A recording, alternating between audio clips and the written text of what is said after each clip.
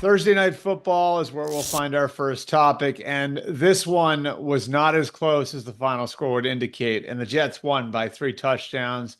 Should tell you how the night went for the Jets, how the night went for the Patriots, and for our first topic, we're going to dive into where the Jets are. They had a challenging stretch to open the season, an unprecedentedly challenging stretch to open the season with a West Coast Monday night game followed by a road game that was still a time zone away in Tennessee, and then coming back to open their home schedule on Thursday night against the Patriots. They come out of that now at 2-1, which I think Robert Saleh and his staff and Aaron Rodgers in that locker room would consider a win.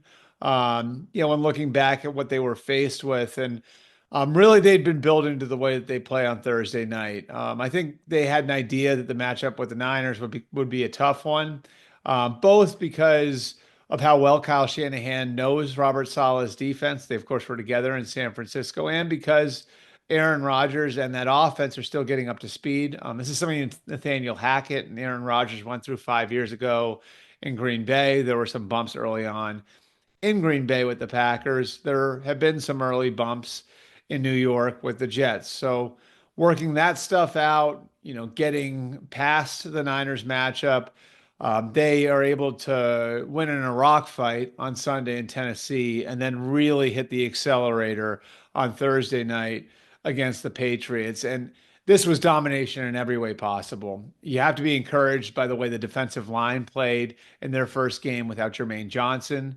who tore his Achilles against the Titans, and how Will McDonald stepped up again. 3 sacks on Sunday against the Titans, 2.5 sacks on Thursday night against the Patriots. It looks like he's ready to be that number one type of pass rusher. When they drafted him, they saw some Von Miller traits. Not saying he's Von Miller, but saw some Von Miller traits in who he is as a player. So the production they got out of that defensive line group was a positive. The production they got out of the offensive line, a positive again. Aaron Rodgers was well protected. They ran the ball well behind Breece Hall and Braylon Allen. And then maybe the most encouraging thing is how the passing game's coming along.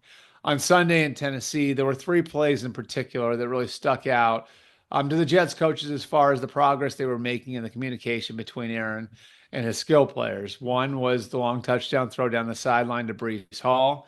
And then 2 came on the final drive, the game-winning drive, to beat the Titans. The first was a 3rd-and-1 conversion to Garrett Wilson. The second was a 2nd-and-16 conversion to Mike Williams.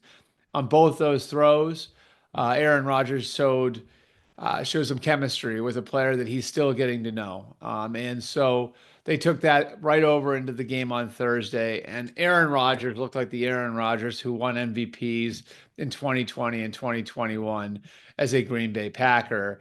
And it really looks like the ceiling is high in this team. Now, they're still going to have to manage the loss of Jermaine Johnson. What happens with Hassan Reddick, that's still unpredictable. There's the question of what happens now with Morgan Moses. The team doesn't think it's a season-ending injury.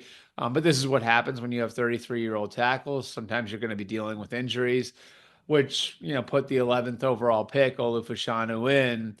But overall, again, after 3 weeks to come out of that stretch with 2 wins and really look like an ascending team, like you got better week over week, it's a good spot for the Jets to be in.